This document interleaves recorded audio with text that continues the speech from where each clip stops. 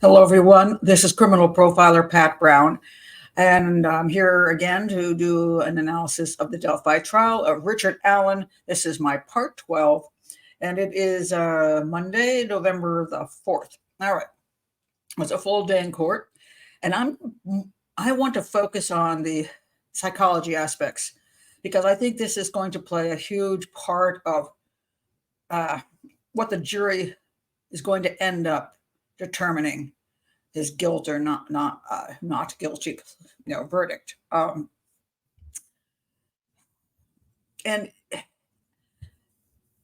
one of the greatest problems we struggle with in a case like this, when the physical evidence is there is some direct evidence, there's some indirect evidence, but a lot of this is going to come down to whether he's confessing for real or whether it's a case of false confession because he was in prison for a long time in a location which people say is quite unpleasant and solitary, and it was not an appropriate place for a person who had mental health conditions. And therefore, he basically lost his mind while he was in prison because he was pushed over that edge, and he wasn't even proven to be guilty. So it's an interesting dilemma that one has when, before one is found guilty in a court of law, one is put into a prison just like a person who's already been found guilty in a court of law under circumstances that are extremely, extremely difficult. Now, when you look at a person who is confined, taken out of their normal life, so think about, and the way I can describe this is COVID.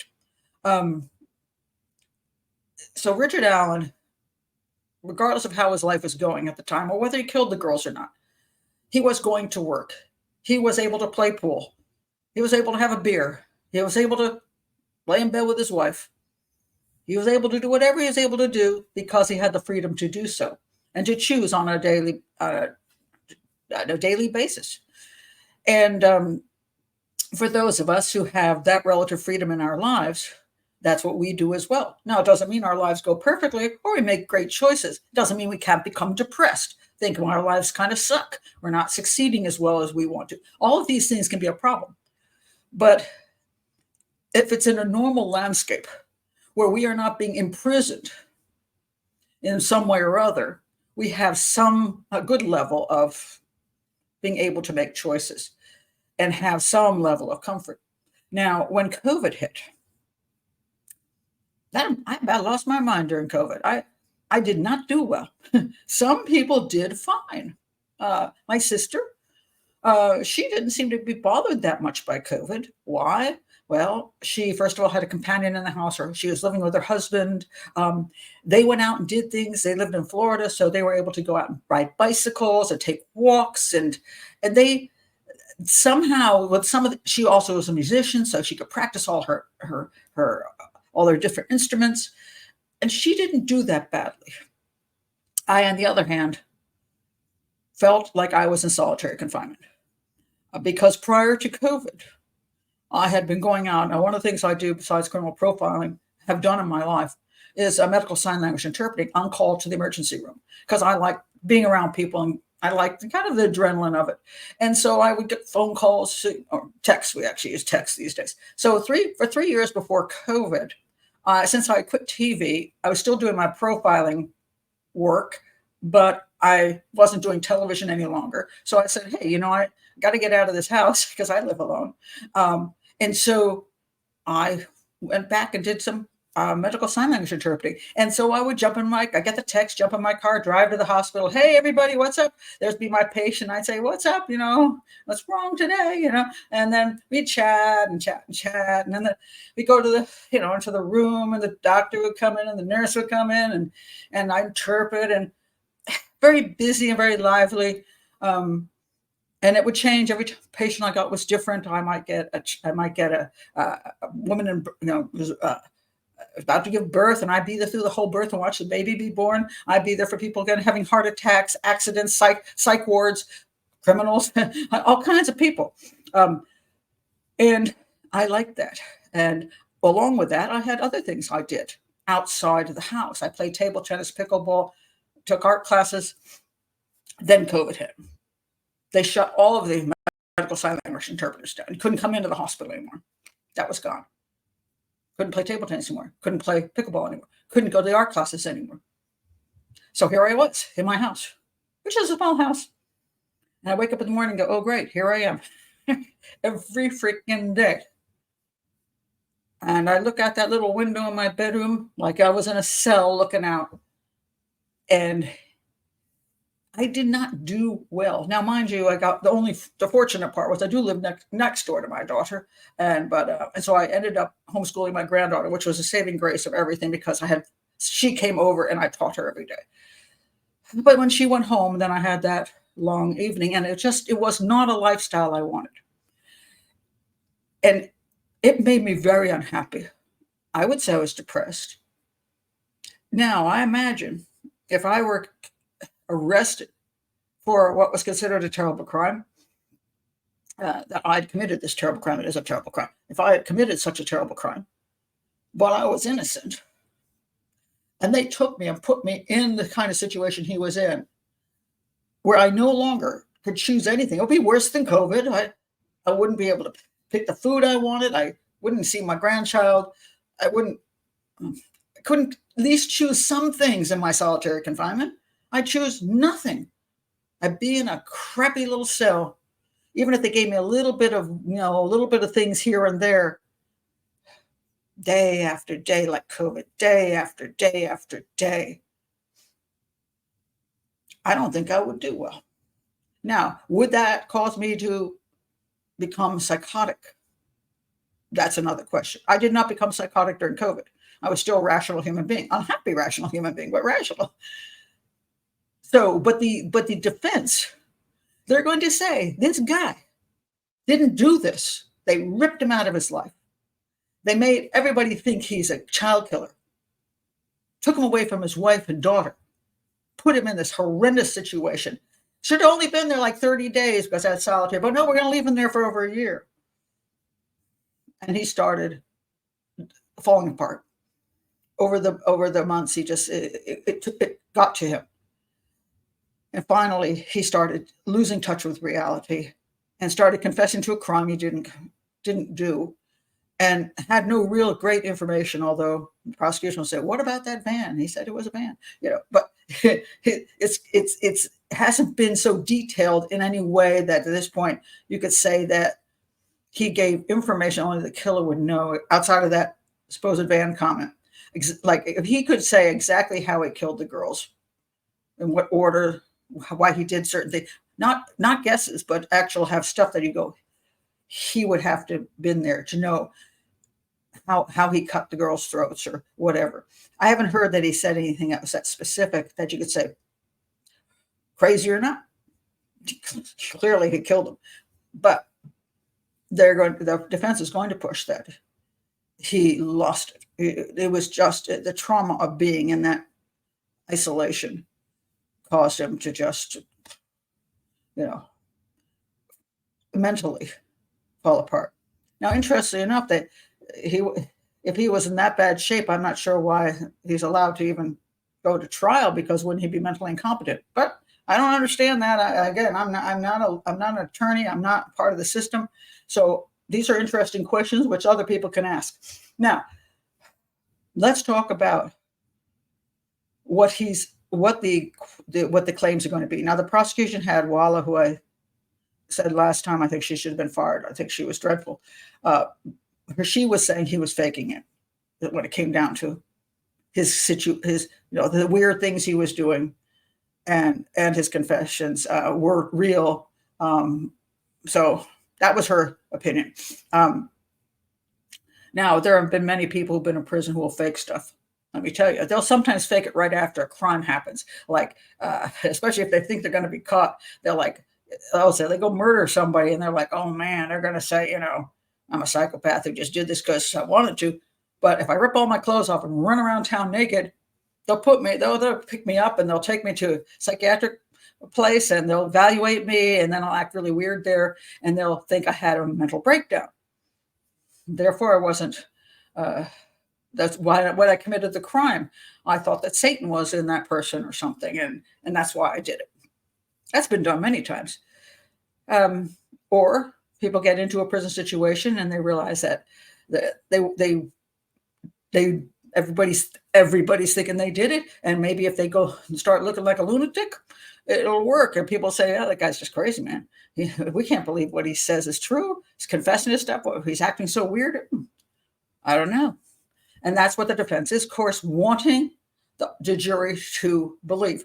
Now, one of the problems I've been having with people commenting is that I got the two sides. How can you think he's innocent? How can you think he's guilty? Both of them. And I'm not here to say either one of them. What I'm trying to tell you is how the jury is responding to a situation where they have to figure this stuff out, and it's very complicated. And so far, the prosecution's case is weak, although to me, he is the best suspect. And there are things that make me say, I think he's very likely the guy who did it.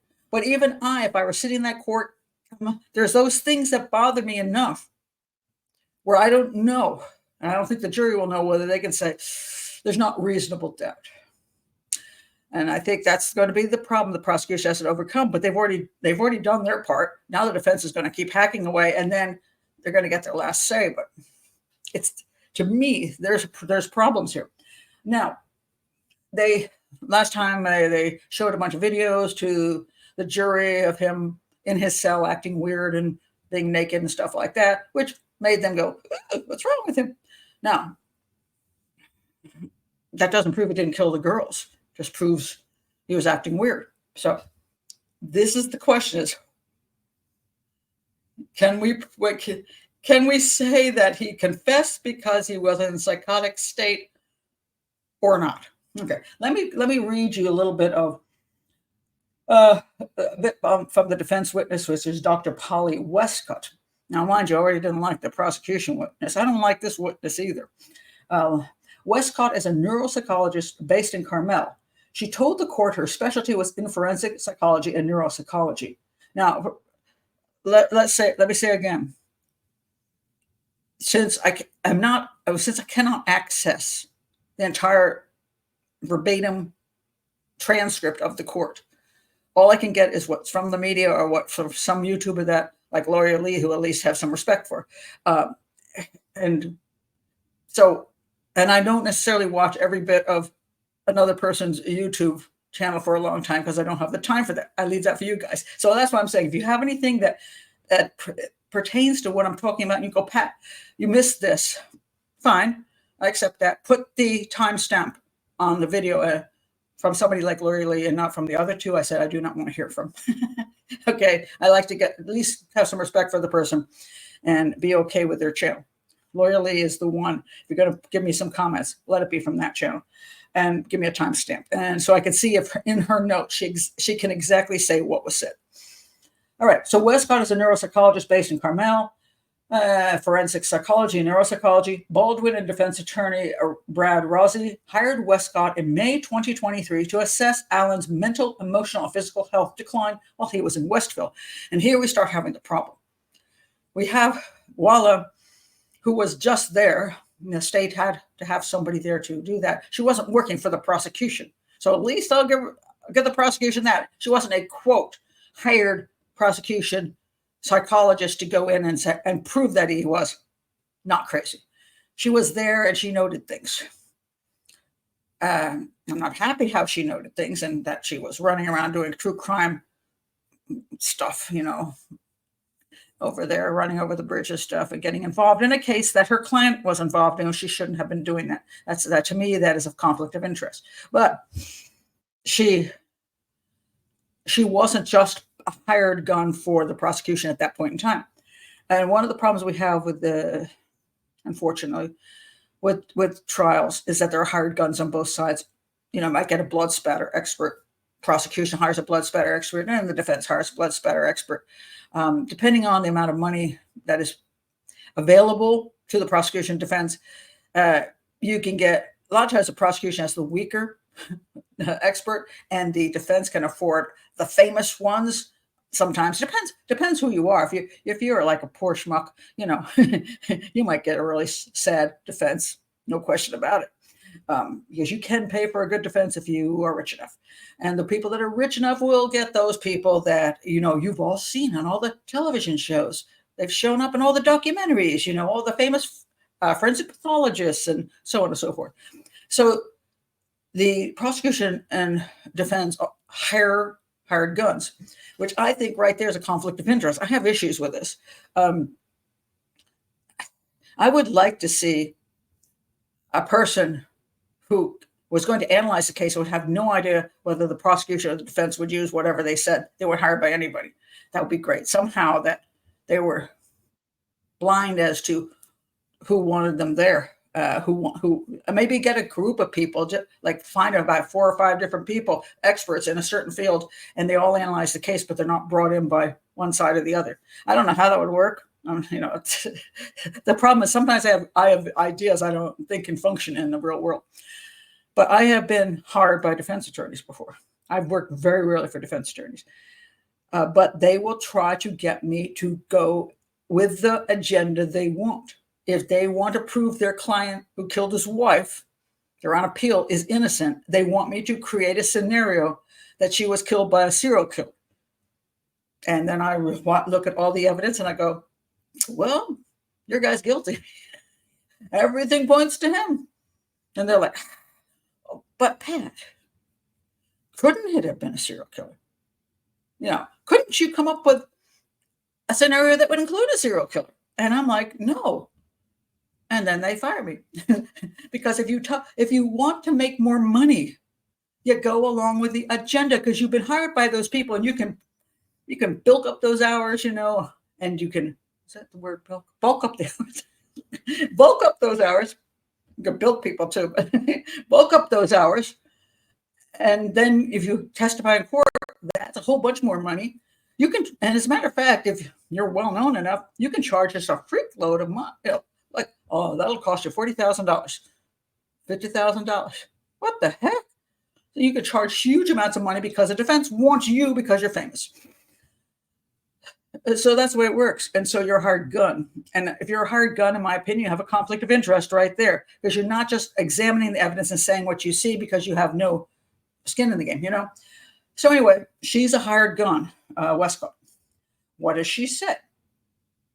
So she assesses Alan's mental, emotional, and physical health decline while he was in Westville. Westcott was given access to Alan's mental health treatment records while he was in Westville. Video footage from the prison, I guess that's the stuff where he's running around naked and doing weird things, and access to his recorded calls, all right?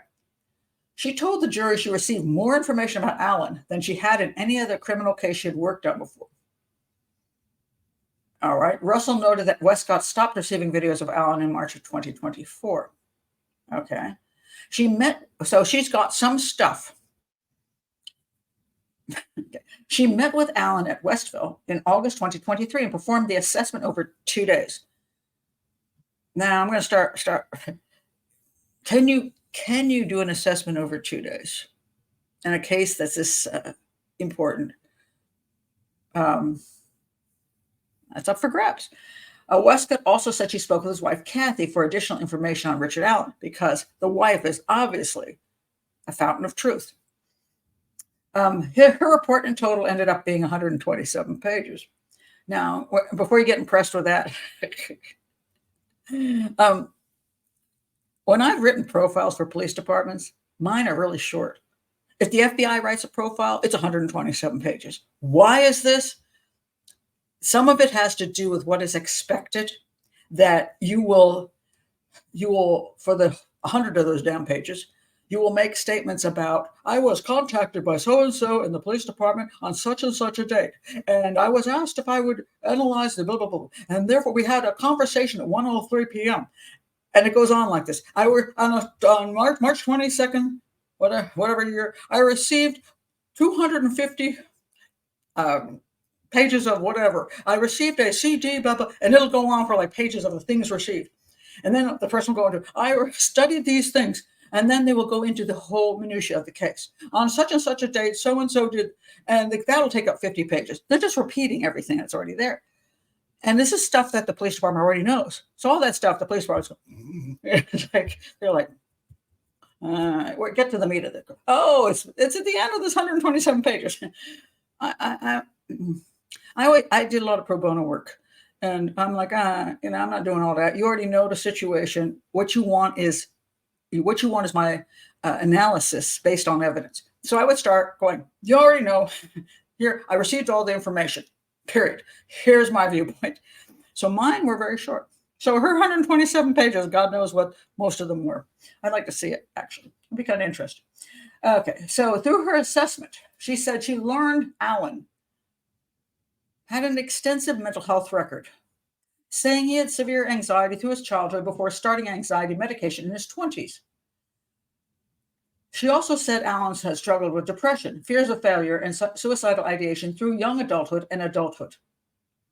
She also learned from Alan, who is, of course, a critical witness, and you can believe everything he says, that his wife played a crucial role in putting him back together, with quotes. All right, here we go. We have a problem right here. She learned. Where did they learn from where? Where did she learn this crap? He had an extensive mental health record. I have yet to see what this extensive mental health record is. Shouldn't that be documented if he was having problems with childhood, teenagehood, young, being in his 20s, being given medication? Where the hell is all this?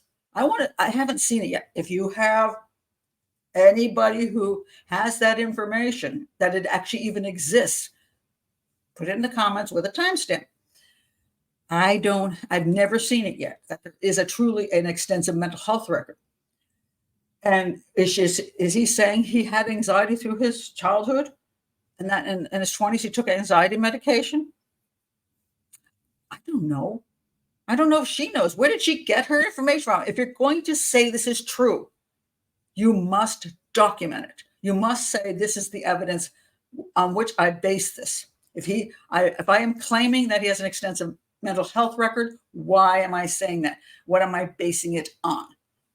This to me is scientific, and you're supposed to be a bloody scientist. So where is it from? Now, maybe this is just shabby reporting because it's short. This is from Wish TV, which is the best source I have outside of somebody like Lori Lee that condenses it. But where is that information where she says he had an extensive mental health record, and there is a history of 12 different psychologists who have seen this guy over his lifetime, starting at the age of 7 when his parents took him in? Where's this information? And I don't see it.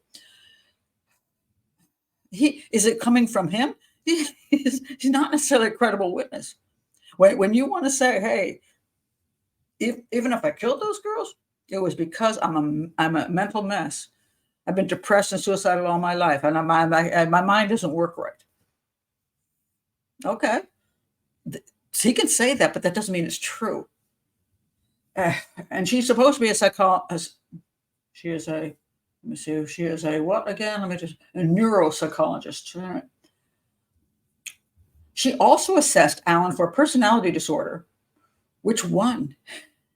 Which one? Psychopathy? Because of his personality disorder, psychopathy, you may well have murdered those girls because he doesn't have any empathy and he likes to do what he wants to do and he wants power and control. And his life is kind of sucky. Apparently, according to him, he's depressed all the time. So I guess he doesn't think his life is very interesting, but he wants more power and control, and he's got fantasies. Psychopathy? But I don't know what this personality disorder is. And determined. He had dependent personality disorder. Okay, she assessed him for personality disorder. Is this the only one she came up with, the stupid dependent personality disorder, which the DSM-5, I think that's the recent one, comes up with these things all the time, and they just go, okay, if you have these 20 things, you must be this. If you have these 20 things, you must be that. Sometimes they come together. Sometimes you have 5 of them. They can't make up their minds. Sorry, I'm not a fan. So the dependent personality disorder is a type of anxious personality disorder that leaves the patient feeling helpless, unable to make decisions, and incapable of taking care of themselves. He worked full-time, 40 hours a week, seemed like he had a life. He can't take care of himself? Now, is it sometimes true that they lean on somebody who can make better decisions than them? This is often true. A lot of people do that. Does that mean they have this dependent personality disorder? And what does that mean? Some people are wimpier than others? All right, so he's feeling helpless and unable to make decisions and incapable of taking care of themselves. Westcott said Alan relied on his wife, mother, and family for support to feel like a whole person. Okay, I don't. This is just psychobabble. Sorry, it's psychobabble. What do you need to feel like a whole person? Well, we all need family, community, love, useful things to do in life to feel like a whole person. I guess all of us are suffering from some level of dependent personality disorder. Okay, sorry, sweltering. when I speak a lot, get heated. All right, all right. So Westcott came to 6 conclusions in her assessment, and here we have this poor jury. And they've heard these different assessments, and they're not psychologists. They have no clue who's right. This is why I'm bothered by civilian jury systems. And they're like, who should I believe? Well, she's a neuroscientist. She's a neuropsychologist. That sounds really cool. Anyway, she came to 6 conclusions in her assessment.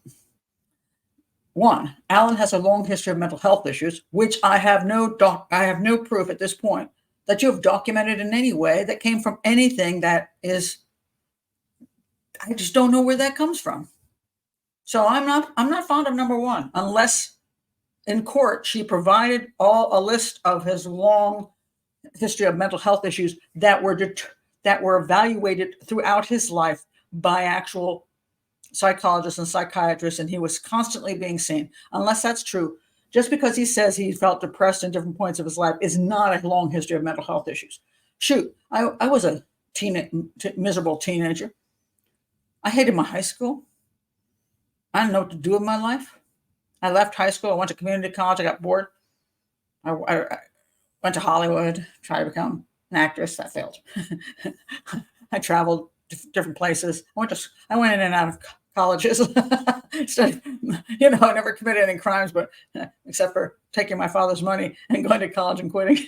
I do have a master's degree in criminal justice, mind you. But in those younger years, I was depressed. I could not figure out what I wanted to do with my life. And at 23 years old, I got married. And then I became a homemaker. I stayed home with my children. I homeschooled. Then I became a medical sign language interpreter. Then I became a criminal profiler. Then I became television personality and commentator. And then I became an author. And now I'm a YouTuber. I found my way. But I would say probably from the time I was, I lived in Richmond, New Jersey, and I loved living there when I was a little child. I was 8. Then we moved to McLean, Virginia, and I hated the heck out of that place. And so probably from 9 years old on, I was an unhappy camper. My parents were good people, but they weren't very communicative, and they did nothing wrong. They didn't do drugs or alcohol. They took care of us, but I felt alone a lot of my life when I was a teenager. And so I was depressive, but at that point in time, nobody gave you drugs for that. They just thought you were annoying. So like, get your act together. What's your problem? You're perfectly fine. You live in an expensive neighborhood. We give you clothes. You go to school. What's your problem? People didn't coddle you back in the days that I was growing up. And so basically it was like, what's wrong with you? But nobody took you to any place to get therapy. And so I didn't get any. And I eventually just grew up, I guess, and found something that worked for me. And then from that moment on in my life, from 23 years old on in my life, I think I did very well in life. But, I could say I had depressive disorder when I was that age, but I wasn't seen by anybody. It's my opinion I was depressed. Or maybe my parents thought I was. I don't know. But that's not evidence that's strong. Okay, 2, Alan was not faking or exaggerating his symptoms. How the hell do you know? You weren't even there. I mean, right away, you were not there. You're looking at some documentation. You're looking at some videos. How do you know this? Oh, and you talked to him for a couple of days. And now you know he wasn't faking or exaggerating his symptoms. Okay. Alan is slower to understand, process, and respond to things. What's your point? What's your point? Some people just aren't really quick, I mean, I know a lot of people who are slower to understand things and process and respond to things. They're perfectly intelligent people. They just take their time. Then there's people like me who jump on things, and maybe that's a disorder. I don't know. How is that relevant? Alan experienced a complete mental health decrease in Westville. Okay, he came to Westville. He didn't exhibit those symptoms of any kind of psychosis. And after he was there for a number of months, he went downhill. And that's when he supposedly started confessing. Again, that I don't have an issue with. Regardless of whether you were guilty or not guilty, whether you're psychopathic or not psychopathic, when you're put in a crappy situation where you're in a cell, like as I point out with COVID, it can make you depressed and you can go downhill. There's a lot of people suffered really interesting conditions because of COVID, mental situations. And that was, they still weren't in prison. So yes, people can go downhill. I'm okay with that. Okay, then 5. Alan has major depressive disorder, again, which we do not know was actually documented through his entire life, and slipped into psychosis due to stress. All right, let's talk about psychosis, because a lot of people don't understand what psychosis is. All right, and this was a great question somebody asked. The jurors, which I'm going to give them credit on this one, the jurors asked if Dwenger, that was the person over Walla, I think, had heard threats directed at Alan. She said no. A 4th question asked if it was possible for a person to slip truths into confessions, regardless of whether or not they were faking symptoms. And Dwenger said it was hard to tell, but she'd seen it both ways. Yeah, she's seen it both ways. So you can, if you're psychopathic, you can confess and put in stuff in there that makes you look like you're crazy, or you could be not in good shape. So there was another question here. Here it is. Okay, this is the one I really want. A juror asked if persons faking a mental health crisis could slip truths. Oh, I just said that. Okay, wait a minute. Maybe I didn't say that completely. A juror asked if a person faking a mental health crisis could slip truths into a confession. Dwenger said she has seen psychotic people confess sincerely, and psychotic people make things up. Thank you, Dwenger. Dwenger is probably the most rational person of the 3 people involved in psychology. That's true. So psychotic people can just be confessing to something. Now, also psychopathic people sometimes confess straight up too. Now, mind you, the problem here is a psychopathic person will do it with complete understanding of why they're doing it. Psychopaths only confess when there's a good reason to do so. They're trying to get some gain out of it. Whether the gain is, I want to get out of a death penalty. I want to get in good with the system. I want to get in good with my family. Whatever the heck it is, they have reasons. Psychopaths always have reasons. They do it they're very intelligent as far as, and they're not necessarily intelligent, but they're very aware. They're very logical in that sense that they're not just throwing stuff out there, don't know what they're doing. They plan and execute what they want to do. And if you're doing sometimes when I've been doing an interview with a psychopath who I'm trying to find out whether they did something or not, what I have to do is get them to think I'm aiming for point A. And therefore they say something that they think will cover that thing that I'm trying to get at. But that isn't actually what I'm trying to get at. I'm really trying to get at point B. And because they're trying to address this, they slip up and I get the answer for point B that they don't realize I'm going after. That is how you deal with a psychopath, because you always know they're only going to say something to their benefit. So you have to trick them essentially. Because it's not like the psychotic who oftentimes they'll say anything because they don't have that barrier. They're saying stuff that's coming into their brain and they're talking. So psychotic people can confess sincerely. There's people who are in psychosis who simply committed the crime. And they'll go, yep, I did it. I did it. And I did it because whatever. And sometimes they have reasons for it, like the devil told me to do it. There was an alien in that child's body, whatever it is. They might believe it too, but they'll confess that they did it. But again, psychotic people can make things up because they're often in a weird world, and sometimes they want to impress you with certain things, and it gets very convoluted. Another juror asked how a psychiatrist can tell if someone is faking psychosis. Dwenger said the clinician listens to body language. I don't know how you listen to body language, but I think you pay attention to body language. And the chain of the story. I like this. The chain of the story is very important. Dwenger said if the story is organized, the person is probably faking psychosis. If it is disorganized and out of chronological order, it is more likely the person is psychotic or delusional. This is the best explanation I've seen. Now, I'm going to give you two examples of this. One from my medical sign language interpreting days, and one from a person who sent me dozens and dozens and dozens of emails because she was a true crime fanatic, but she was also, in my opinion, schizophrenic and delusional. And you'll see what I'm talking about.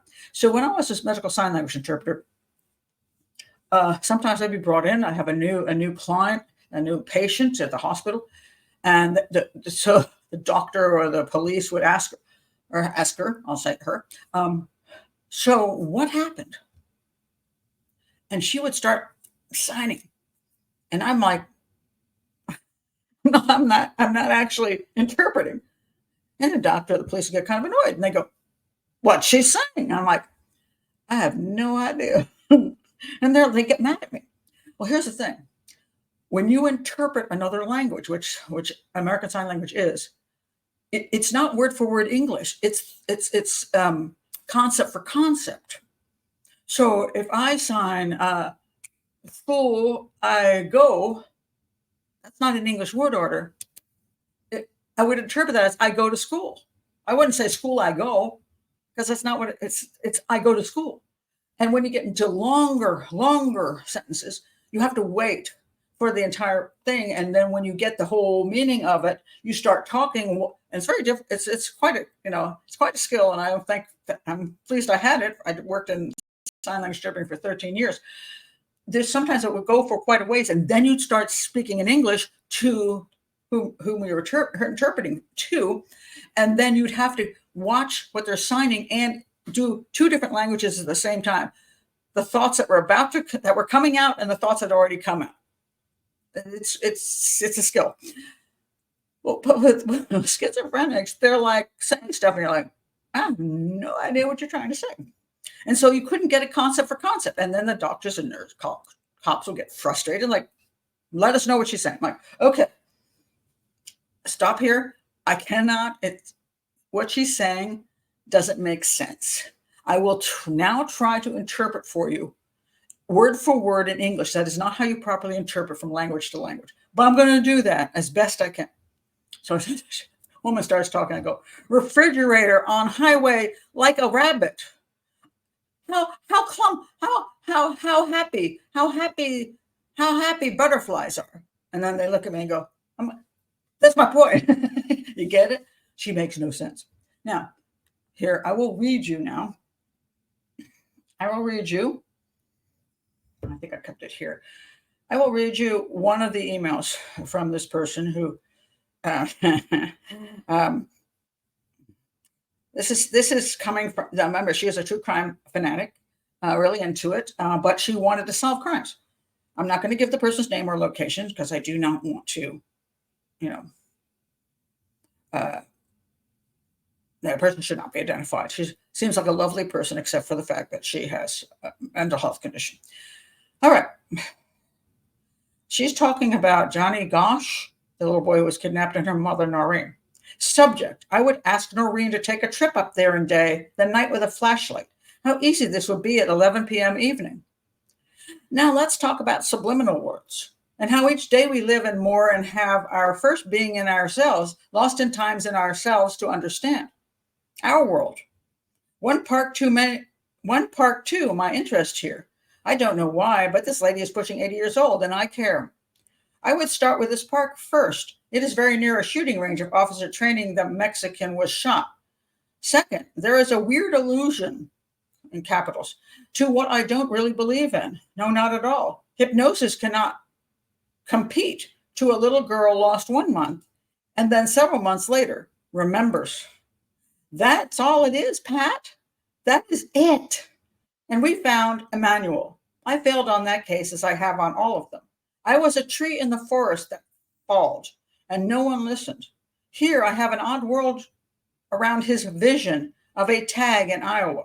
Now let's get this straight, Pat.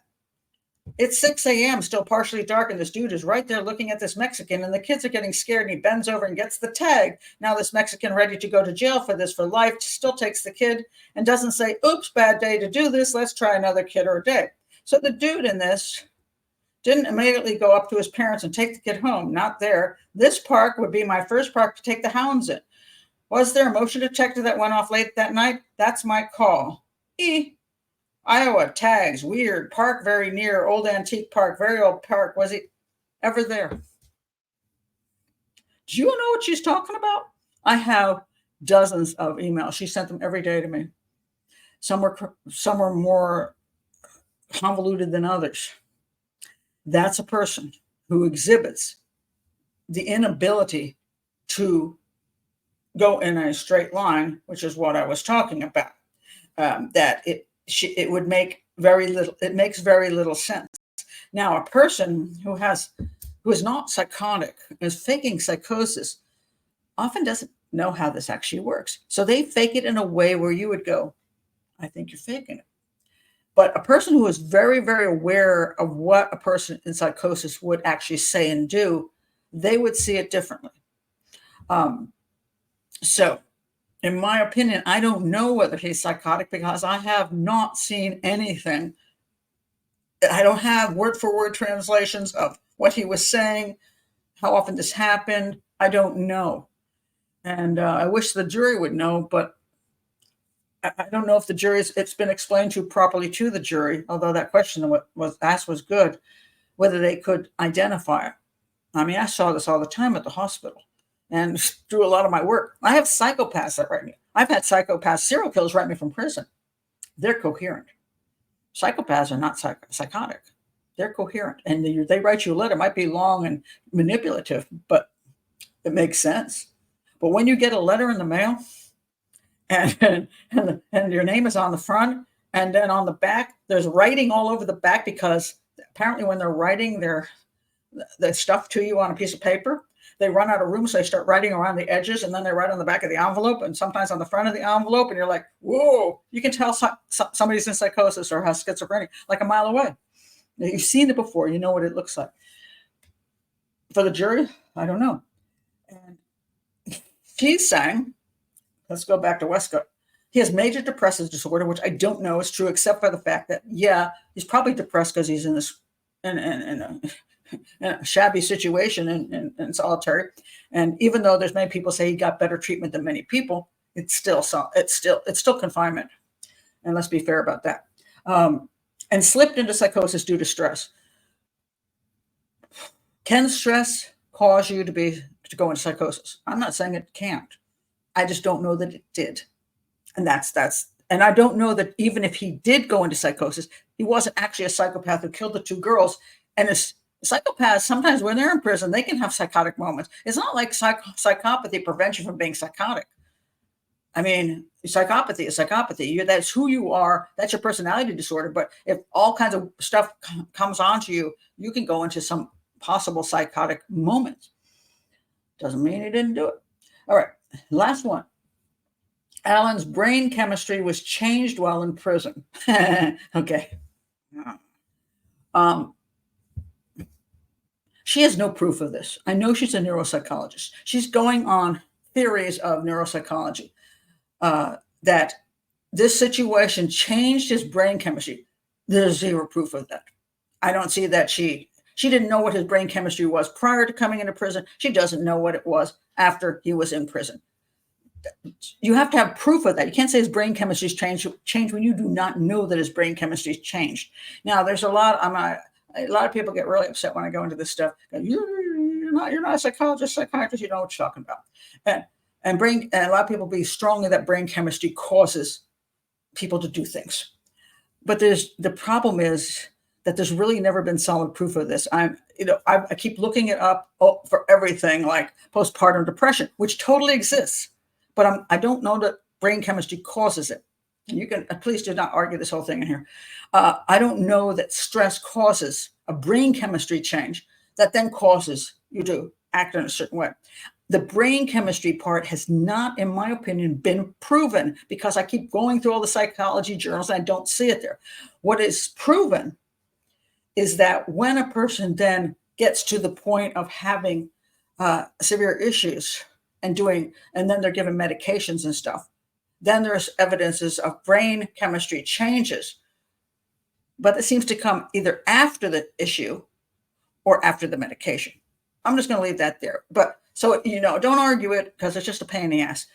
And if you get all nasty about it, I'm just going to block you, because it's one of those things where people believe in certain things about their psychological situations that they've been dealing with in their life, whether it be depression, suicidal thoughts, whatever it is, and they're on medications for many things. And what I'm trying to point out here is when you put this into a trial, Westcott says this, there is not proven scientifically, and it wasn't proven by her that his brain chemistry was changed while in prison. So the claim is that the solitary confinement, as it is called, caused him to have brain chemistry changes, which would then cause him to falsely confess. And that is not proven. And that bothers me, because to me, that's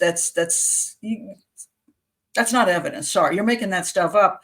You're giving a scenario that might be possible, but you have no evidence that it is. That bothers me. But that the jury will get that point, I don't know, because they'll say, oh my God, his brain chemistry changed and therefore he lied about that he did this. He's false confessing. But that's not proven. And it bothers me that a civilian jury will have no clue that this is not science. She's making claims that are not supported by evidence, either in history of psychology, but especially, even if you believe that is true, and there is something, you can point me to some whatevers, she can't prove his brain chemistry changed in prison, because I don't know where she would get that from. She did a 2-day interview and talked to a bunch of his family. It's not proof of anything. So, and the reason his brain chemistry changed while in prison was due to no contact with his wife and family, which again, you cannot prove. There are people who leave their homes and go to Afghanistan for a year or two, don't see their wife and children. Do they have brain chemistry changes that lead to whatever? I mean, can they get depressed? Well, sure, they're far away from home. But can you prove that there's a brain chemistry change that would cause you then to act inappropriately? Like suddenly the guy who's with whatever military group he's with suddenly takes out his weapon, goes and guns down all his fellow soldiers. Is that brain chemistry issue? Was it that he was doing drugs? Was it that he's a psychopath who just thought it was fun? I don't know. But you can't just claim there's brain chemistry changes when you have no proof of it. It could be true, but you don't have any proof. So then, let's see. Okay, Westcott. They type writing samples to evaluate the writing, not the words. So in other words, his thought process, not the actual individual, like handwriting sample. Westcott said that in November 2022, sample was organized and well thought out, but the letter structure from a later sample was completely different and fragmented. Okay, are we talking about one sample? One sample here and one sample there. What the heck? We're talking about only 2 samples? One before, one after that. And I don't know. Again, that's her opinion too. And I don't know. I want to see that later sample to see whether I think it's fragmented. And, if I want to see if it's changed, as I was just talking about, what would a psychotic person write like? I want to see that to see if I think that's true. I don't want her personal opinion. Thank you very much. So far, I'm not impressed with her personal opinion. After reviewing the samples, Westcott continued discussing her evaluations of Richard Allen. She said she gave him an MCI, or mild cognitive impairment test, which is a comprehensive test for personality features and mental health disorders. The test also evaluated if Allen was faking his symptoms. The state objected against, saying they asked for a copy of these results but didn't receive them. Rossi explained they could only be given to a mental health professional and that the state, quote, didn't even take time to take a deposition of Westcott. And they went back and forth and back and forth. So Westcott reiterated she did not believe Allen was faking his mental illness. She administered supposedly 25 tests on Allen, which came to conclusions Allen was not very resilient in the face of stress. So 25 tests told her that. Probably taking 25 tests would stress you out and you wouldn't be very resilient. Like, I'm done. Can we stop with the testing? She said he was prone to decompensation, which is going downhill and lying and all that stuff, and could slip into psychosis. He was prone to that and could slip, but not absolutely slip, which was seen in his behavior from December 2022 to July 2023. She later said Allen's brain chemistry changed due to sensory deprivation during solitary confinement. Again, the brain chemistry thing that she cannot prove. Now his behavior might have changed due to sensory deprivation, but not. Don't say things that you cannot prove. Westcott also commented on Dr. Monica Waller's reports of Allen. Waller, who was Allen's psychologist at Westfield, reported Allen's murder confessions in a story-like manner, according to Westcott, but the videos of Allen at the same time weren't logical. What? So she's saying that Wallace said when he told the confessions, they were basically, he just told them in order, but the videos weren't logical. Okay. She said Allen's brain was like a fun house during solitary confinement and admitted she was worried he had delirium. She was only worried about it, not that she was convinced. All right.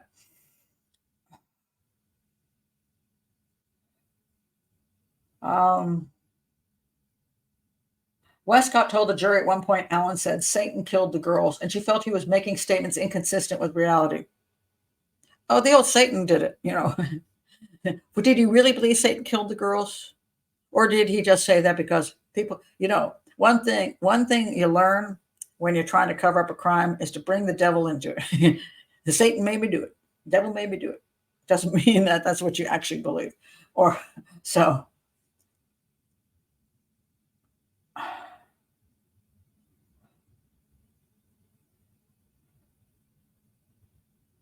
Westcott said people experiencing psychosis are not in the same reality as others, but can still say factual things. That is true.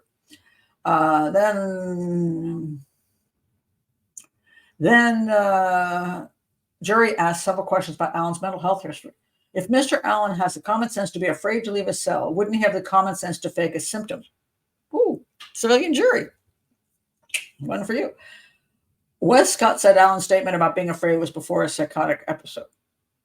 2, they asked if he was depressed as a child, would that cause him to commit crimes as an adult? I actually think some of this jury is smart. So I don't know who's asking these questions, but whoever it is on that jury, there was a psychologist on there. So maybe it's that one. If he was depressed as a child, would that cause him to commit crimes as an adult? Westcott said not always. Of course not. Depression doesn't cause you to murder people. Psychopathy causes you to murder people. It depends on his personality type. Yeah, is he a psychopath or is he not a psychopath? Would depression as a child cause him to become a sex addict? Which sex addiction is a nonsensical thing anyway. Just because you like something doesn't mean you're an addict. It just means that you really like it and it's becoming habitual.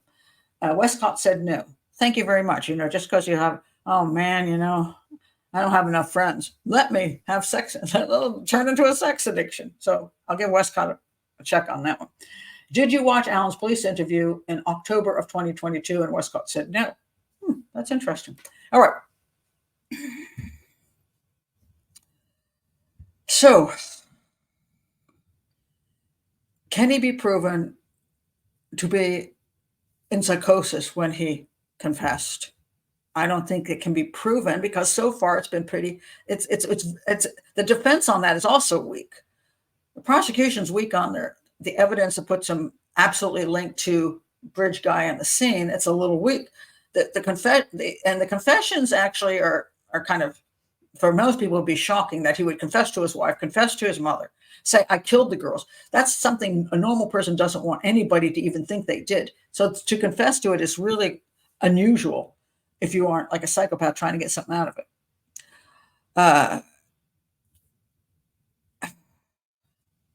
But is there proof he was in psychosis when he gave the confessions?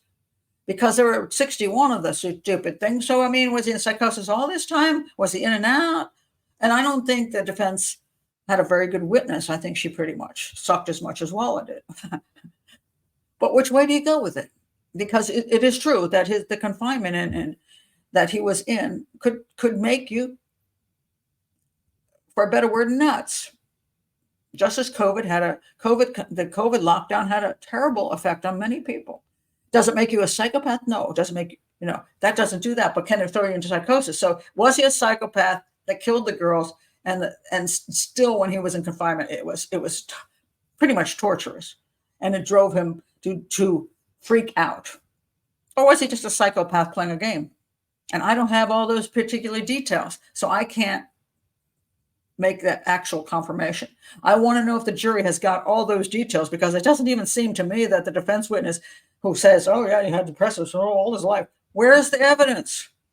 Where's the evidence of the brain chemistry change? If you're going to have a witness, why is the evidence not being presented? I don't understand that. So what is the jury going to get?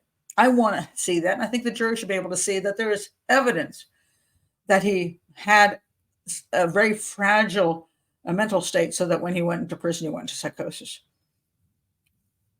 So I think both sides are kind of weak, but the prosecution and the defense, I think both sides are kind of weak. So I think the best thing that the prosecution has is that he was at the park, that he supposedly knew about the van, which is still a little bit fuzzy, that he was wearing clothes like the clothes, that he had a gun like the gun, had bullets like the bullets. That's all pretty good. And then he confessed 61 times to his wife and mother, which is kind of unusual. So I would actually say, I think the prosecution case is actually stronger than the defense case. However, the defense only has to get reasonable doubt with one or two people that know there was no absolute proof he's bridge guy. That bullet was not absolutely proven to be his. That cycled through a gun like his. And all the confessions came after horrendous police work, which is true. The horrendous police work is on the defense side. They got that. And his being confined in such a horrific situation where he lost his mind. All they need is reasonable doubt for a couple of those people. And as I say over and over again, even if they convict him, I think this is fodder for the Innocence Project and for progressive DAs who say the government treated him horribly, and therefore they committed so many crimes against him in their handling of this case that he should not be imprisoned. He was wrongfully imprisoned. So I think, as I said from the beginning, I think this case is one way or the other. But those are my thoughts today. If you're new to the channel, please do like and subscribe, hit the bell so you get more notifications on the next thing I might say about this case, and check my playlist, because I don't only talk about Delphi. So thank you for being here, and I hope enlighten some things for you. Bye-bye.